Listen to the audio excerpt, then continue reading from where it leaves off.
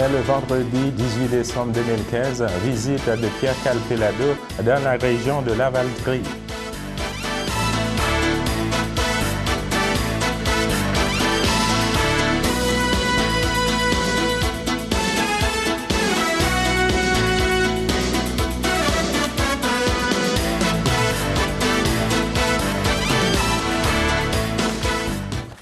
Bonjour à tous, merci de nous rejoindre sur CTRB.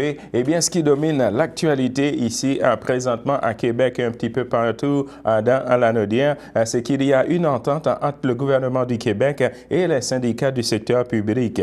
Alors, en effet, ils ont conclu une entente de principe global. Le Fonds commun des principales centrales syndicales du secteur public et le gouvernement du Québec en sont arrivés à une entente de principe global à la table centrale. Cette ronde de négociations entre Québec et les 5 chefs des syndicats du Fonds commun qui représentent 400 000 des 500 000 employés de l'État portait sur les hausses salariales et l'âge de la retraite. C'est la présidente de la centrale des syndicats du Québec, CSQ, Mme Louise Chabot, qui a été la première à faire part de ce dénouement dans une brève déclaration aux médias. Ce n'est d'ailleurs qu'à l'issue de ce processus que les détails de l'accord de principe seront présentés au cours d'une conférence de presse, probablement ce vendredi ou samedi. Eh bien, justement, je vous ai parlé en manchette pour vous dire que oui, Lavaltrie a eu la belle visite de Pierre Calpelado, le chef du Parti québécois. En effet, c'était ce mercredi qu'il y a lieu un 5 à 7 organisé par le Parti québécois en collaboration avec le député de Berthier, André Villeneuve. Justement, le député Pierre Calpelado. Cet événement avait eu lieu dans les nouveaux locaux de dévolution situés à Lavaltrie en présence de plus de 130 personnes qui ont participé au financement de cette soirée. Parmi les convives, il y a eu aussi des militants et aussi des gens d'affaires et d'élus municipaux. Pierre Calpelado a abordé des sujets chauds comme l'agriculture, l'éducation, l'environnement et l'économie québécoise. Il a aussi annoncé la formation d'un comité économique sur lequel il a nommé André Villeneuve pour, dit-il, élaborer la prochaine plateforme électorale du Parti québécois en matière économique. Alors, justement, c'était pour la visite de Pierre Calpelado dans la région de Lavaltrie. Eh bien, si vous voyez dans ce communiqué, je vous ai parlé de l'agriculture que Pierre Calpelado s'est prononcé là-dessus. Eh bien, on va continuer à vous parler de l'agriculture parce que hier, on a eu en studio le président du syndicat de l'UPA de Dautrey et premier vice-président de la centrale syndicale de l'UPA de l'Anaudière, M. Michel Désy. M. Michel Désy qui s'est prononcé justement en ce qui a trait aux répercussions du partenariat trans-pacifique sur les agriculteurs de la région de Berthier et aussi de l'Anaudière. Écoutez l'extrait. Michel Désy, président du syndicat de l'UPA de Dautrey et premier vice-président du syndicat UPA de l'Anaudière. Monsieur Désy, bonjour. Bonjour. OK. Présentement, je vous rencontre ici en studio aujourd'hui parce que je sais que le 1er, 2 et 3 décembre dernier, il y a eu le congrès de l'UPA à Québec. Parlez-nous donc de ce congrès-là. Comment ça a été? Ben, donc, c'est un congrès, un bon congrès. Comme à chaque événement comme semblable, cette année, il y avait 40 résolutions. Je peux vous en énumérer quelques-unes, les plus importantes. Entre autres, là, les dossiers les plus chauds, là, ce sont le bien-être animal, la loi 54, qui a été votée par le ministre là, en décembre. Ça comporte le confort des animaux, le transport des animaux, là, puis toutes les choses qui se rapportent à la sécurité animale. Et aussi là, le partenariat transpacifique. On sait là, qu'aux frontières, là, il y a beaucoup de lait qui passent aux douanes. Donc, en plus du 3,25 qui nous a été enlevé de par l'entente, bien, il y a toutes ces protéines de chair-là qui entrent ici au Québec. Juste une minute, parlez-moi de ce partenariat trans-pacifique. Je sais que ça a été voté à Atlanta, justement, aux États-Unis. Alors, c'est quoi exactement les répercussions de ce traité-là, justement, sur les agriculteurs ici de la région de l'Anaudière et surtout à Berthier et Masquinongé? Bien, écoute, c'est surtout sur la gestion de l'offre. Le lait, les œufs, la volaille, les œufs de consommation, les œufs d'incubation, tout ça, ces productions-là ont été touchées. Sauf que actuellement, il y a la problématique, vous disiez, c'est les protéines de siège qui entrent ici au Québec. Et la semaine dernière, on était à Québec et j'ai pu assister à l'Assemblée nationale, un vote unanime de l'Assemblée nationale, une motion qui était présentée pour empêcher l'entrée de ces protéines laitières-là. Donc, on a toujours l'espérance que le gouvernement fédéral fasse quelque chose là, pour empêcher ça, parce que ça, nous, ça nous enlève des droits de produire. Les premiers 2 et 3 décembre dernier, il y a eu le congrès de l'UPA à Québec. Eh bien, justement, lors de ma rencontre avec M. Michel Désy, il nous a parlé de cette fameuse conférence, de ce fameux congrès de l'UPA et également de l'évaluation municipale. Écoutez l'extrait.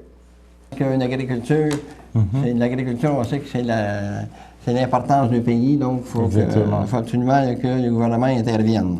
Au niveau de la municipalité, est-ce que vous avez abordé aussi la question d'évaluation municipale aussi? Oui, étant donné l'alimentation du prix des terres, évidemment, l'évaluation municipale est augmentée, les taux de taxes, puis on sait, on a beau dire, on retire 70 de remboursement, sauf qu'avec l'évaluation qui monte, ça englobe aussi, là, ça va chercher du budget sur le budget du 70 du le 70 en bac va chercher l'évaluation du prix des terres, va chercher beaucoup d'argent dans le budget du MAPAC. Donc, ça nous fait moins d'argent pour les autres programmes. Dis-moi, pour les agriculteurs qui nous écoutent présentement ici à CTRB, à quoi qu'ils peuvent s'attendre après un tel congrès de l'UPA? Qu'est-ce qui est sorti exactement? Bien, c'est général. Donc, tous les programmes que vous énumérez présentement, c'est de la base, c'est provincial. Donc, que ce soit un producteur de la Naudière, que ce soit un producteur d'Ottawa-Laurentides ou de la Mauricie ou de la Rive-Sud, on a toutes les mêmes préoccupations, les mêmes problèmes. Donc, les pertes de revenus sont à peu près les mêmes. Lors de mon entretien avec M. Michel Désy, alors on avait abordé également la question du littoral du lac Saint-Pierre qui est un enjeu majeur pour les agriculteurs, qui est en quelque sorte une sorte de préoccupation pour les agriculteurs, que ce soit de Berthier et de la Naudière. Alors écoutez ce qu'il avait à nous dire à ce sujet. Alors, M. Désy, il y a un autre point qu'on va aborder ici, ça va être l'entretien des cours d'eau dans le littoral du lac Saint-Pierre. C'est quoi exactement ce point-là? C'est une problématique très importante, car tous les cours d'eau qui sont alentour du lac Saint-Pierre, qui sont dans la zone inondable, ne sont pas nettoyés.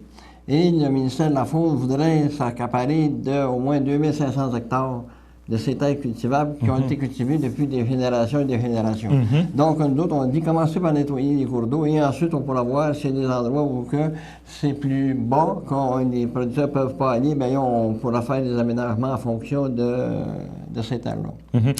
Actuellement, la problématique, il n'est pas seulement sur la Rive-Nord et aussi sur la Rive-Sud. On peut regarder la baie de la Vallière où actuellement il y a 3 ou 4 producteurs qui ne peuvent plus cultiver les terres parce qu'ils ont fait des barrages. Quand on est limité, ils ont fait un barrage et ça inonde les terres. Donc, l'importance qu'on va travailler en 2016, c'est avec la table de concertation régionale qui est régie par le comité ZIP de Lac-Saint-Pierre, on va pouvoir faire l'aménagement de ces cours d'eau-là pour que l'eau s'écoule librement vers le fleuve. Dis-moi donc, cet entretien des cours d'eau là sur le littoral de Lac-Saint-Pierre, ça va englober quelle région ça exactement? On parle de Lac-Saint-Pierre ici. Ça englobe les 4 régions, la Mauricie, la Naudière, Montérégie et Centre du Québec. Donc, c'est très important, c'est un dossier très important pour les agriculteurs. C'est très important, puis là-dessus, moi, présentement, là, ça fait au moins 3 ans que je suis sur le comité ZIP de Lac-Saint-Pierre, et puis la table de concertation a été mise en place il y a 2 ans. Le comité consultatif qui a été mis en place, le comité exécutif, et là, les recommandations sont faites à la grande table, et en ça, on pourrait discuter là, des recommandations, et puis on va pouvoir poser les actions en conséquence. Alors, étant donné que c'est notre dernier bulletin de nouvelles avant les fêtes, alors, mesdames et messieurs, je tiens à vous parler des horaires des messes durant le temps des fêtes. Pour le 24 décembre, à Berthierville, il va y avoir une messe à 16h et une autre à 21h. Toujours le 24 décembre, maintenant, c'est à la Visitation de l'île du Pas. Il va y avoir une messe de 19h30 et une autre à minuit. Tandis qu'à Saint-Ignace de Loyola, ce sera à 22h. Pour l'horaire du 25 décembre pour les messes, à Berthierville, le 25 décembre, il va y avoir une messe à 10h le matin. Pour ce qui est des messes de jour de l'an, eh bien, le 31 décembre, ce sera à Berthierville, il va y avoir une messe à partir de 16h. Et pour ce qui est du 1er janvier, ce sera à Saint-Ignace de Loyola, donc à 10h30 le matin. Eh bien, justement, on va passer à autre chose pour vous parler du Centre intégré des services sociaux de Lanaudière pour l'horaire des cliniques durant le temps des fêtes. En effet, l'horaire des cliniques médicales sans rendez-vous et des services de prélèvement durant la période des fêtes pour le Centre intégré de santé des services sociaux de Lanaudière désire informer la population de la procédure afin de suivre, de connaître l'horaire des cliniques médicales sans rendez-vous durant la période des fêtes. Les personnes nécessitant une consultation médicale sont invitées à visiter le site Internet du Centre intégré des services sociaux de Lanaudière au www.santélanaudière.qc.ca, section bottin, organismes et établissements, afin de connaître l'horaire des cliniques médicales offrant des services sans rendez-vous durant la période des fêtes. Il est à noter que l'horaire est variable. Prenez également note, il n'y aura aucun service de prélèvement offert les 24, 25 et 31 décembre, ainsi que le 1er janvier 2016. Le Centre intégré des services sociaux de Lanaudière tient à rappeler à la population qu'elle peut également communiquer avec les services InfoSanté, InfoSocial 24 heures sur 24, 7 jours sur 7 en composant le 811 pour tout problème de santé. Alors, c'était justement une annonce de l'horaire des cliniques médicales sans rendez-vous pour le temps des fêtes. Alors, mesdames et messieurs, on va s'arrêter là pour une petite pause. On riait de toi parce que t'essayais toujours d'attirer l'attention. On t'écœurait, pas des grosses affaires, là, mais tout le temps un petit peu. Ça a duré 3 ans. T'as vidé ton cassé, t'as quitté l'école. Tu m'as dit, vous autres, vous avez scrappé mon primaire. Si t'as refait, je te défendrais. J'apprendrai à te connaître. Je t'aurais soutenu, je t'aurais aidé. Si c'était à refaire aujourd'hui, je pense que je serais là pour toi. Le samedi matin, dès 9h30, nos téléspectateurs sont invités au Super Bingo télévisé diffusé de nos studios de Berthierville. Un montant de 600 $ est disponible chaque semaine lors de cette joute de bingo télévisé. Un animateur et 3 bénévoles se succèdent à la caméra de CTRB dans le but de vous faire passer une petite heure agréable et payante le samedi matin. On peut se procurer les cartes de jeu chez les dépositaires autorisés participants à Berthierville, le dépanneur Formule 1, rue Gilles Villeneuve, le marché IGA Extra sur la rue Gabriel Brissette, le dépanneur Gauthier Savard au 480 Montcalm, le marché Métro rue Notre-Dame, la pharmacie Brunet rue Frontenac, le garage Pétroté sur la rue Gilles Villeneuve et à Saint-Ignace de Loyola, le marché Aldo rang Saint-Michel, le dépanneur Le Magasin Esso sur le chemin de la Traverse. Et c'est un rendez-vous tous les samedis matins à 9h30 sur les ondes de CTRB, votre télévision régionale et communautaire.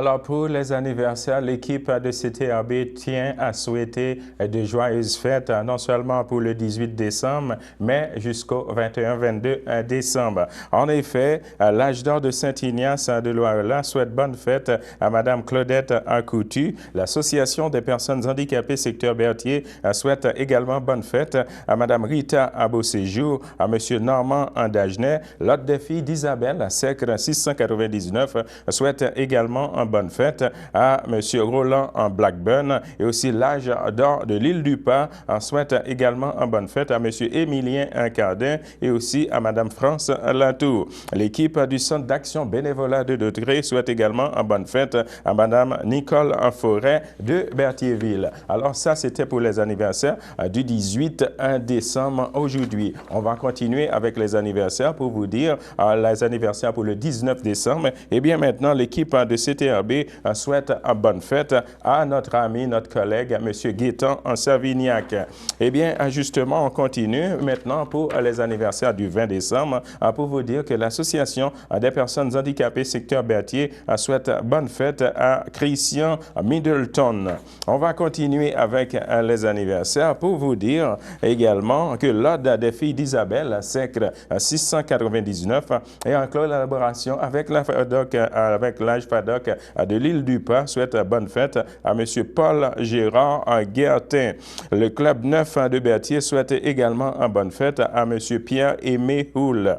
L'équipe de CTRB souhaite bonne fête à Mme Linda Loisel de CTRB. Donc ça, c'était pour les anniversaires du 21 décembre. On va continuer maintenant avec les anniversaires du 22 décembre pour vous dire que l'Ordre des filles d'Isabelle, Secre 699, en collaboration avec l'âge d'or de l'île du Pas, souhaite bonne fête à M. Jean-Paul Tellier. L'équipe du Centre d'action bénévolat de Dautrey d'Icaba souhaite également une bonne fête à Mme Carole Routier de Berthierville. Le pavillon de Berthier souhaite également une bonne fête à Mme Joanne Morin. On continue avec les anniversaires maintenant pour la journée du 23 décembre pour vous dire que l'Ordre des filles d'Isabelle, Secre 699, en collaboration avec l'âge d'or de l'île du Pas, souhaite bonne fête à Mme Yvonne Labbé et aussi à M. Robert Guèvremont. L'équipe de CTRB souhaite également une bonne fête à Mme Danielle Yvon, notre directrice générale du CTRB, et aussi un joyeux anniversaire à Mme Noël Coulombe et aussi de la part de ses enfants. Alors, mesdames et messieurs, c'était pour les anniversaires d'aujourd'hui. Maintenant, si hier, en bulletin de nouvelles, je vous avais parlé de la compagnie EBI.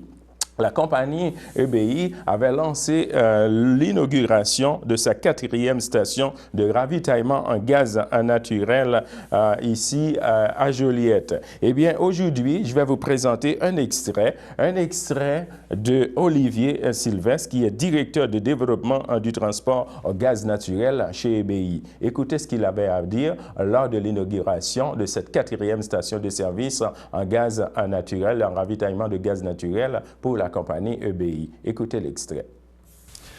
Pour le futur, on veut continuer à étendre notre réseau de ravitaillement. On veut continuer le déploiement au Québec, en Amérique du Nord.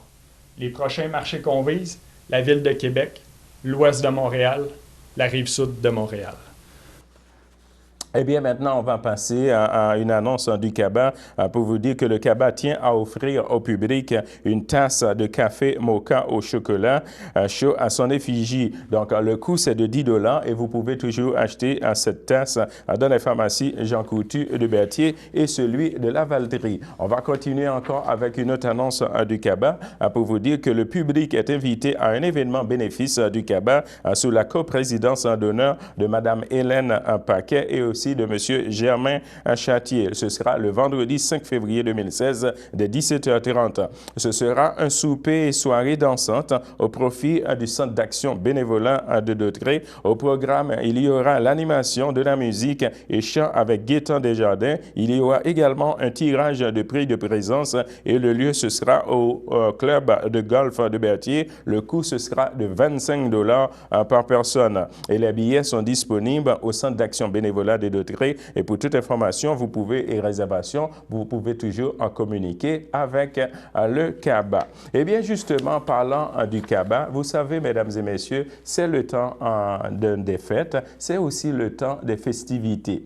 Eh bien, vous savez, la conduite automobile, c'est très important en ces temps de réjouissance où les gens consomment aussi de l'alcool et aussi de la boisson. Eh bien, c'est le temps de vous donner un extrait d'une conférence que j'ai assistée ici à CABA, au Centre d'action bénévolat de Détré, sur la conduite automobile durant le temps des fêtes. Écoutez ce qu'il avait à nous dire, le conférencier là-dessus.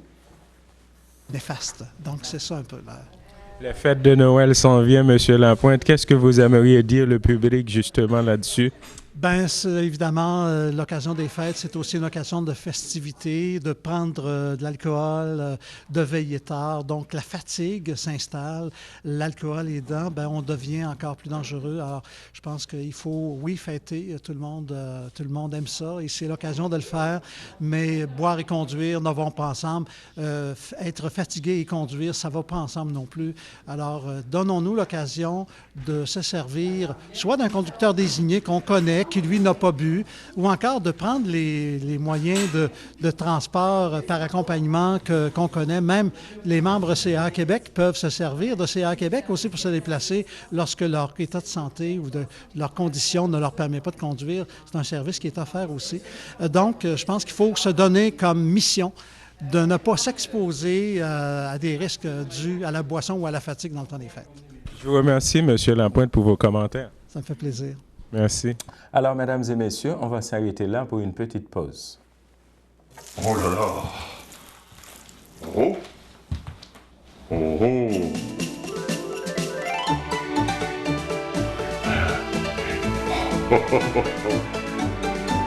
Allô? Allô? Bonjour mes petits lutins, ici, tout va très bien. Oh! Père Noël! Ne vous faites pas surprendre, optez pour le trio au meilleur prix sur le marché, incluant le plus grand nombre de chaînes spécialisées, la vraie haute vitesse et 1000 minutes d'interurbain au Québec chaque mois.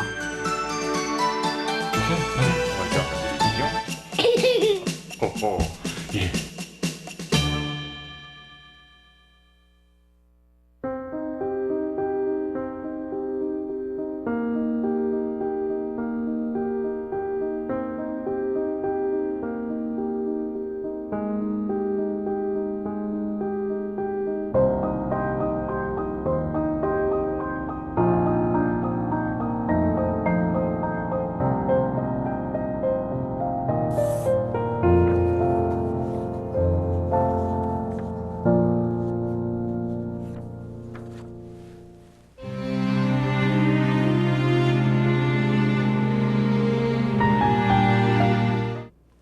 Alors, de retour, mesdames et messieurs, pour les avis de décès. En effet, subitement à son domicile, le 29 novembre 2015, à l'âge de 44 ans, est décédé M. Éric Boucher, fils de Roger Boucher et de Pierrette Lafrance, demeurant à Berthierville. Il laisse dans le deuil outre ses parents, ses frères Luc Boucher, Carole Théoret, Mario Boucher, Sylvie Ouellette, ses neveux et sa nièce Julie, Philippe et Nicolas Boucher, ses oncles, tantes, cousins, autres parents et amis. La famille vous accueillera le dimanche 20 décembre 2015 à dès midi au complexe funéraire Efterio sur la rue Notre-Dame, ici à Berthierville. Suivra une liturgie de la parole le même jour dès 16h à la chaplex du complexe funéraire. Les cendres de M. Éric Boucher seront déposées au columbarium au complexe funéraire Efterio, toujours sur la rue Notre-Dame. Notre avis de décès, mesdames et messieurs, pour vous dire au CHRDL de Joliette, le 16 décembre 2015, à l'âge de 82 ans, est décédée Mme Françoise Dionne, épouse de feu Robert Filot, demeurant à Berthierville. L'ayant précédé, ses frères Gaston et Ange Aimé Dionne, elle laisse dans le deuil en son frère Jocelyn Dionne, Marguerite Bécan, ses beaux enfants Denis Filot, Jocelyne Champagne, Alain Filot, Odette Filot, Normand Drainville, Denise Filot, Pierre Clermont, Louise Filot, Michel Aubuchon, à ses petits-enfants, Nancy Philo, Eric Dombury, leurs enfants Kim et Sarah, Caroline et Audrey Philo, Isabelle et Martin Drainville, Mélanie, Nathalie et Ghislain Goyette, ainsi que plusieurs neveux, nièces, autres-parents et amis. La famille vous accueillera le mardi 22 décembre dès midi au complexe funéraire Efterio sur la rue Notre-Dame, ici à Berthierville. Suivra une liturgie de la chapelle de la parole à la chapelle du complexe dès 14h. Les cendres de Madame Dionne seront déposées au columbarium Efterio sur la rue Notre-Dame, toujours à Berthierville. En voici un autre avis de décès pour vous dire au CHRDL de Joliette, le 16 décembre 2015, à l'âge de 86 ans, est décédée Madame Bibiane Guèvremont, épouse de feu Réal Bergeron, demeurant à Berthierville et autrefois de Saint-Ignace de Loyola. Elle laisse dans le deuil ses enfants Ruth Bergeron, Rosaire Raymond, Daniel Bergeron, Jean-Guy Bergeron, Mario Bergeron, Sylvain Bergeron. Lui a précédé sa fille Sylvie Bergeron. Elle laisse aussi dans le deuil ses 5 petits-enfants et ses 6 arrière-petits-enfants, son beau-frère Théodore Plante, feu Janine Guèvremont, sa belle-sœur Juliette Bergeron, feu Roger La Rochelle, ses neveux, nièces, autres-parents et amis. La famille vous accueillera le dimanche 20 décembre 2015 de 19h à 22h et de lundi dès 9h au complexe funéraire Efterio. Une liturgie de la parole aura lieu le lundi 21 décembre 2015 dès 11h à la chapelle du complexe Efterio sur la rue Notre-Dame, ici à Berthierville. Madame Guèvremont sera inhumée au cimetière de Saint-Ignace de Loyola. Alors, c'était pour les avis de décès, mesdames et messieurs. Eh bien, justement, on va passer tout de suite aux éphémérides pour vous dire que c'est arrivé un 18 décembre 2013 que l'ancienne députée bloquiste Maria Mourani désavoue la cause indépendantiste et se dit convaincue de la pertinence du système fédéral canadien. C'était également arrivé un 18 décembre 2009 qu'une entente au sommet de Copenhague, mais le président américain Barack Obama reconnaît que l'accord destiné à lutter contre le changement climatique est insuffisant avec l'absence de mesures contraignantes. C'était également arrivé un 18 décembre 2007, ne trouvant pas d'acheteurs pour TQS, Cogeco et CTV Global Media évoquent pour leur réseau déficitaire la loi des arrangements, la Cour supérieure norme un syndic. Eh bien, on va continuer justement pour les éphémérides du 18 décembre pour vous dire que c'était un 18 décembre 1968 qu'une loi du Parlement crée l'Université du Québec. Alors, mesdames et messieurs, on va s'arrêter là, de retour avec la météo.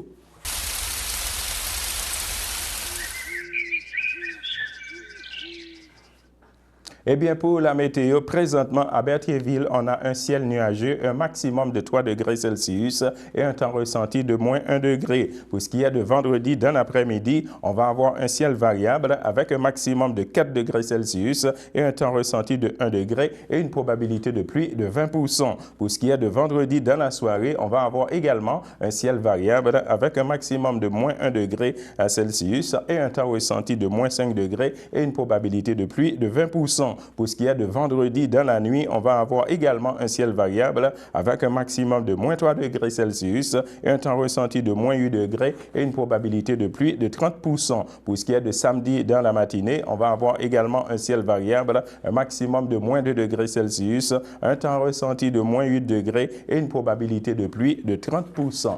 Alors, mesdames et messieurs, c'est ce qui complète notre dernier bulletin de nouvelles pour CTRB avant le temps des fêtes. Je vous dis de retour, ce sera le 4 janvier. Alors, d'ici là, je vous souhaite de joyeuses fêtes, paix, santé et amour à vous tous.